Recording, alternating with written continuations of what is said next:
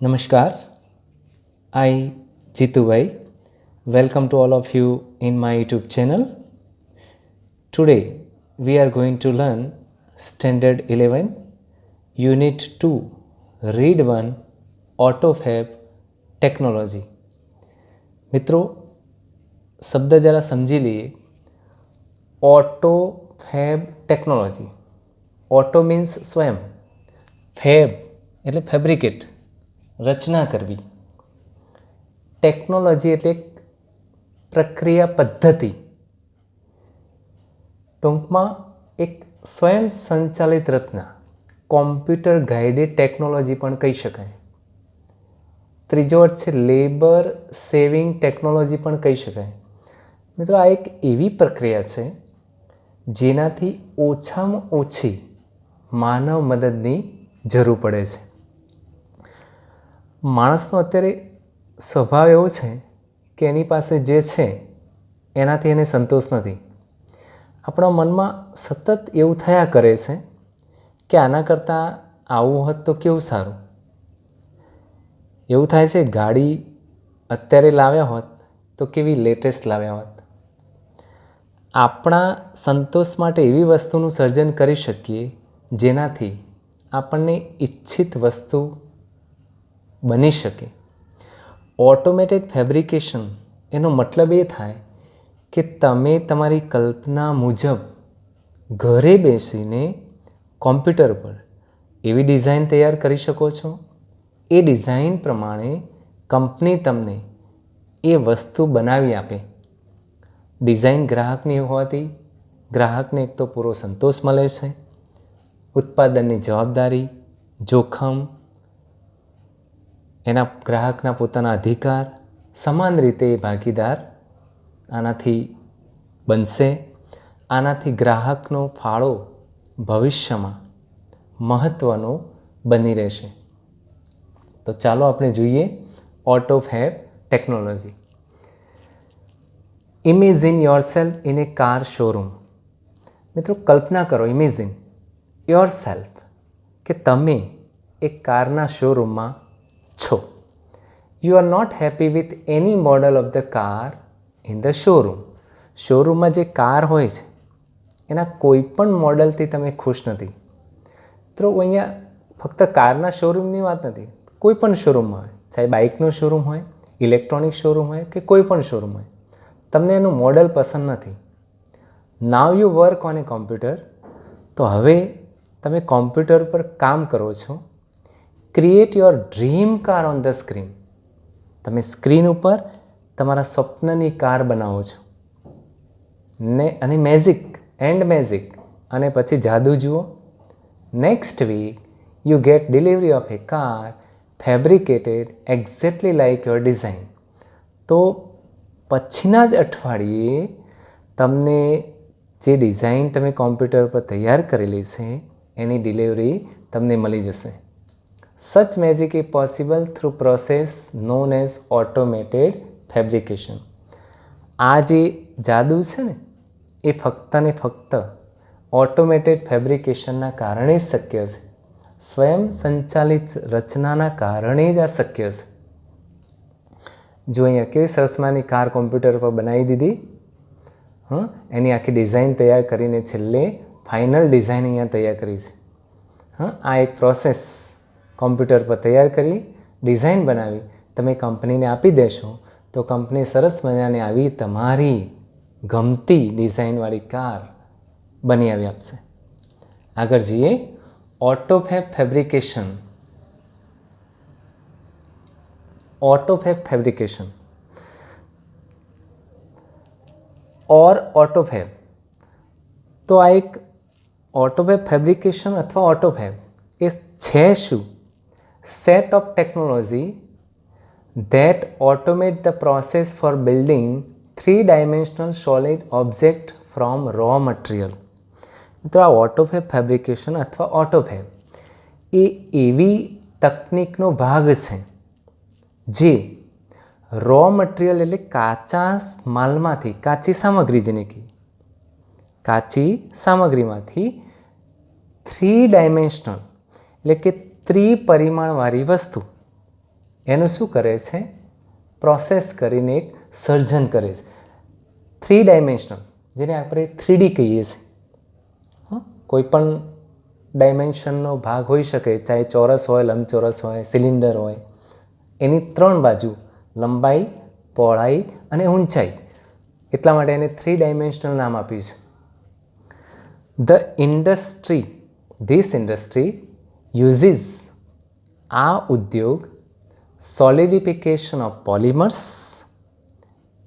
કૃત્રિમ રેસા જેને કે powder, and other raw material, બીજા કાચા માલને guided by design by drawn on ordinary computer, જે કોમ્પ્યુટર પર દોરેલ ડિઝાઇન પ્રમાણે શું કરે છે? એનું સર્જન કરે છે. આટલી વસ્તુઓનો ઉપયોગ થાય છે. કૃત્રિમ રેસા, પાવડર, રો મટીરિયલ બનાવીને એ કોમ્પ્યુટર પર દોરેલી ડિઝાઇન પ્રમાણે એનું સર્જન કરે છે. Now, it will be possible for human beings to acquire powers to manipulate the property of matter. તો હવે it will be possible for human beings, માણસો માટે આ શક્ય છે કે એક્વાયર, પ્રાપ્ત કરવો, પાવર એટલે કૌશલ્ય, શેનું? મેનિપ્યુલેટ, એમાં ફેરફારો લાવે, ધ પ્રોપર્ટી ઓફ મેટર, ગુણધર્મો છે, વસ્તુના જે ગુણધર્મો છે એમાં ચોક્કસ પરિવર્તન લાવે, ચેન્જીસ લાવે. એ હવે શક્ય બનશે. તમારે જે જોઈતું છે એ પ્રમાણે તમે બનાવી શકશો. ઓટોફેબ ઇઝ નાઉ ક્રિએટિંગ ઓપોર્ચ્યુનિટી. ઓટોફેબ હવે એક તક ઊભી કરશે, નવી તક ઊભી કરશે. શેના, કોના માટે? ફોર મેન્યુફેક્ચર્સ, ઉત્પાદકો માટે. To satisfy the unique needs of customer, એટલે કે એક નવી તકો ઊભી કરશે જે ગ્રાહકનો સંતોષ, અજોડ જરૂરિયાતને સંતોષી શકશે. જે ગ્રાહકની જે નીડ્સ, જરૂરિયાત છે એ ચોક્કસ સંતોષાશે. Inviting the customer in to design. હવે આમાં શું થશે? ગ્રાહકોને ડિઝાઇન, ડેવલપમેન્ટ વિકાસ, પ્રોડક્શન પ્રોસેસ, પ્રક્રિયા, પ્રોડક્શનની પ્રક્રિયા, will lead to unexpected new products. આનાથી ન ધારી હોય પ્રોડક્ટ અથવા વસ્તુ બનશે. ઇન ઓટોફેબ, ઓટોફેબમાં કસ્ટમર ઇઝ એ કો કન્સ્ટ્રક્ટર. તમને આ પ્રશ્ન પૂછાય, ધ્યાન રાખજો. હુ ઇઝ ધ કો કન્સ્ટ્રક્ટર ઇન ઓટોફેબ? તો કસ્ટમર, ગ્રાહક જ સહસર્જક છે. કારણ કે ગ્રાહક પોતે ડિઝાઇન બનાવીને કંપની પાસે જાય છે. એટલે ગ્રાહક શું થઈ ગયો? સહસર્જક. નાવ પ્રોડક્ટ લાયબિલિટી. તો હવે ઉત્પાદનની જવાબદારી, લાયબિલિટી કહેવાય ને, પ્રોડક્ટ લાયબિલિટી. જો નીચે લાયબિલિટીનો એક સિમ્બોલ આપ્યો છે, રાઈટ? લાયબિલિટી એટલે જવાબદારી. અધર રિસ્ક, બીજા જોખમો. Patent rights. હા, પેટન્ટ એટલે શું? કે માનો કે કોઈ કંપની કોઈ વસ્તુની શોધ કરવા માગે છે, તો એ વસ્તુ અન્ય કોઈ બનાવી ના શકે અથવા વેચી ના શકે. એના માટે સરકારમાં લાયસન્સ માટે અરજી કરવી પડે છે. સરકાર ચોક્કસ સમય મર્યાદા માટે એને પૂરો કરવા શું કરે છે? સમય આપે છે. એટલે કે આ એક પ્રકારની શું કહેવાય? ઇજારાશાહી કહેવાય. કે તમે બનાવેલી વસ્તુ કોઈ પણ બીજો બનાવી ના શકે. હા, દેટ ઇઝ કોલ્ડ પેટન્ટ. આ પેટન્ટ. પછી રિસ્ક, જવાબદારી. May be shared with the customer. Customer સાથે શું કરવામાં આવે છે? શેર કરવામાં આવે છે, સહભાગીદારી થાય. Automatic fabrication will have a dramatic impact on society. તો આ ઓટોમેટિક ફેબ્રિકેશન ચોક્કસપણે સમાજ ઉપર એક નાટકીય અસર પડશે. આગળ જઈએ. Better quality product. Better quality product. હવે વસ્તુની સારી ગુણવત્તા એ તો જરૂરી છે. હા, કારણ કે આપણે જ્યાં પણ જઈએ તો પહેલાં શું જોઈએ છે? વસ્તુની એ ગુણવત્તા જોઈએ છે, ક્વોલિટી જોઈએ છે. Automated method of inspection and assembly will improve the quality and durability of product. Automated method of inspection, તપાસ અને એસેમ્બલી, યંત્રના વ્યવસ્થિત સંયોજન will improve, ચોક્કસપણે સુધારો લાવશે ક્વોલિટી ગુણવત્તામાં અને ડ્યુરેબિલિટી ઓફ પ્રોડક્ટ, વસ્તુની ટકાઉપણામાં. વન ઇફેક્ટ ઇઝ ધેટ, અને એક અસર હવે cars, television, refrigerator will last longer than earlier. હવે જુઓ, ટીવી છે, કાર છે, ફ્રીજ છે, પહેલાં કરતાં વધારે સમય સુધી ચાલશે. હા, અત્યારે તમે એક કાર લાવો છો તો 10થી 15 વર્ષ તો ચાલે છે. ફ્રીજ લાવો તો 10થી 15 વર્ષ ચાલે છે. તો પહેલાં કરતાં વધુ ચાલે છે. કારણ શું? ક્વોલિટી અને એની ટકાઉપણું. Therefore will be declined in the need for replacement. એટલે હવે એને વારે ઘડી આપણે બદલવાની જરૂર થશે નહીં. હા, જે પહેલાં વારે ઘડીએ બદલવું પડતું, હવે એની જરૂરિયાત નહીં રહે. નેક્સ્ટ, મોર રિસાયકલિંગ. મોર રિસાયકલિંગ એટલે કે માનો કે જૂની ફેંકી દીધેલી વસ્તુઓ હોય એમાંથી નવી વસ્તુ બનાવી, નકામી વસ્તુ ફરી વાપરી શકાય છે. હા, એને આપણે શું કહીએ? Recycling. Instead of buying the latest model of a car, તો નવી કાર ખરીદવાને બદલે થ્રોઈંગ અવે એન ઓલ્ડ ટોસ્ટર, જૂનું ટોસ્ટર હોય એ, અહીંયા જો ટોસ્ટર આપ્યું છે પણ અહીંયા જૂના ટોસ્ટરની વાત છે. Customer will return their older model and get back new models fabricated from that old stuffs. એટલે કે ગ્રાહક પોતાનું જૂનું મોડેલ પરત કરશે અને જૂના માલ સામાનમાંથી તૈયાર કરેલ નવા મોડલને લઈ જશે. અત્યારે ચાલે છે ને એક્સચેન્જ, એટલે એક્સચેન્જ કરેલી વસ્તુ શું કરે લોકો? આવી જૂની વસ્તુઓને લોકો રિસાયકલ કરે. એટલે એમાંથી અમુક પાર્ટ્સ કાઢી લે જેથી કરીને નવામાં એ લોકો શું કરે? લગાવી શકે. જો આ સરસ નવું ટોસ્ટર જૂના પાર્ટ્સમાંથી પણ બનાવી શકાય છે. રાઈટ, આગળ જઈએ. there will be recycling of material in a new way. Right, એટલે કે ફેંકી દીધેલા કે બિન ઉપયોગી વસ્તુઓનું શું થશે? રિસાયકલ થશે. આ બધી જૂની વસ્તુઓ છે, ચાહે ઇલેક્ટ્રોનિક હોય કે કોઈ બી હોય, રિસાયકલિંગ થશે. This will be a great compensation to environment. જે ખરેખર એન્વાયરમેન્ટ, પર્યાવરણ માટે ખરેખર કોમ્પેન્સેશન બહુ જ ફાયદારૂપ છે. ત્રીજી વસ્તુ જોઈએ, return of the village craft worker. કારીગરોનું ગામડામાં પરત ફરવું. If mass production loses its economic advantage, જો જથ્થાબંધ ઉત્પાદનથી આર્થિક લાભ ન થતો હોય તો huge centralize factory would disappear. તો મોટાભાગના કારખાનાઓ શું થઈ જશે? બંધ થઈ જશે. They will be replace by smaller. આનાથી નાના એન્ડ કોમ્યુનિટી બેઝ ફેસિલિટી, તો સમૂહ આધારિત સગવડતાઓ ઊભી થશે. there will a continuous decline in the amount of human efforts. આના કારણે શું થશે? સતત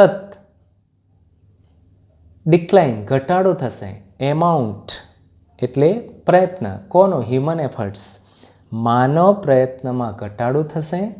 needed to produce material good, જે ખરેખર વસ્તુઓના ઉત્પાદન માટે જે માલસામાન અને તેમાં જરૂરી જે માનવબળ છે એમાં સતત ઘટાડો થશે. ધેન ધ કસ્ટમર મે બી સર્વ બેટર બાય લોકલ ઓનર. તેનાથી ગ્રાહકને તેના માલિક તરફથી સારી સેવા મળશે. ઓપરેટર ઓફ મેન્યુફેક્ચરિંગ શોપ્સ, ચાહે પછી માલિક હોય, એનાથી ગ્રાહકને પૂરેપૂરો સંતોષ મળશે, સારી સેવા મળશે. Factory will become decentralise. કારખાના વિકેન્દ્રિત થશે. Naturally talented village craft workers will be back with a bang. હા, અહીંયા જે સારામાં સારા કારીગરો અત્યારે કામ કરી રહ્યા છે સિટીમાં, જો એને ગામડામાં પૂરતી સારામાં સારી સગવડ મળશે તો ચોક્કસપણે જે કારીગરો ત્યાં છે એ ગામડામાં પરત ફરવાનું ચાલુ થશે. પોતાની કલા જે છે એ કલા એ અહીંયા ગામડામાં બતાવશે તો આ વસ્તુ ખરેખર ગામડાઓ માટે સારી વસ્તુ છે. હા, ગામડાઓનો ચોક્કસ વિકાસ થશે આનાથી. આગળ જઈએ. જો આ માસ પ્રોડક્શન છે, રાઈટ. ન્યૂ મેડિકલ ટ્રીટમેન્ટ્સ, નવી મેડિકલ સારવાર. soon the scale of autophagy, બહુ જ ઝડપથી autophagy shrink to nano structure level. અત્યારે બહુ ઝડપથી autophagy તેના નાનામાં નાના માળખાગત કક્ષામાં આવશે. Then the size of newly manufactured medical instrument will be no bigger than a drug molecule. તો પછી શું થશે? નવા મેડિકલ જે સાધનો છે એનું જે કદ છે એ મોલેક્યુલ, ડ્રગ મોલેક્યુલ જેટલુંથી વધારે નહીં હોય. એક દવાનો કણ કહીએ ને આપણે, નાનામાં નાનો દવાના કણથી પણ વધારે મેડિકલ સાધનો નહીં હોય. પહેલાં ઇન્જેક્શનો મોટા આવતા, પણ હવે કેવા નાના નાના ઇન્જેક્શનો આવે છે. હજુ પણ ભવિષ્યમાં કદાચ એનાથી પણ નાના આવશે. દવાઓ પણ એકદમ નાની નાની આવશે, સાધનો પણ એકદમ નાના આવશે. It will be possible to reconstruct ratified tissue and will reversal of mature tissue decay will be done. It will be possible. આ શક્ય બનશે, રાઈટ. શું શક્ય બનશે? રેટિફાઈડ ટિશ્યુ, સજીવ કોષ પુનઃનિર્માણ પામશે અને પૂર્ણ વિકસિત કોષોને તમે મૂળ સ્વરૂપમાં લાવી શકશો. Extension of human life span will continue. માનવીના જીવનમાં વધારો થશે. Health of old people will improve. આનાથી જે ઘરડા લોકો છે એનું સ્વાસ્થ્ય સુધરશે. ઇટ ઇઝ લાઇકલી ધેટ, એવું શક્ય બનશે, people will gain the ability to painlessly redesign their bodies. આનાથી ભવિષ્યમાં લોકો તેમના શરીરની વેદનાને દર્દ વગર આરોગ્યપ્રદ બનાવી શકશે. ભવિષ્યમાં એવા સાધનો આવશે, મેડિકલ સાધનો, દવાઓ આવશે કે કોઈ પણ ઓપરેશન, અહીંયા તમે જુઓ છો, હા, મેડિકલ સાધનો છે બધા, હા, અહીંયા દવાઓ છે, નાના મોલેક્યુલ્સ છે. અહીંયા જો પેઇનલેસ સારવાર થઈ રહી છે, એટલે બિલકુલ દર્દ વગર. હા, પહેલાં બહુ ઘણું દર્દ સહન કરવું પડતું. ટાંકા લેવા હોય તો બહેરાશ કર્યા વગર એ જગ્યાને ટાંકા ડૉક્ટર લેતા, પણ હવે બિલકુલ પેઇનલેસ બની ગયું છે. તમને સહેજે દર્દ ના થાય એવી સર્જરી હવે મેડિકલ ક્ષેત્રે આવી ગઈ છે. આગળ જઈએ.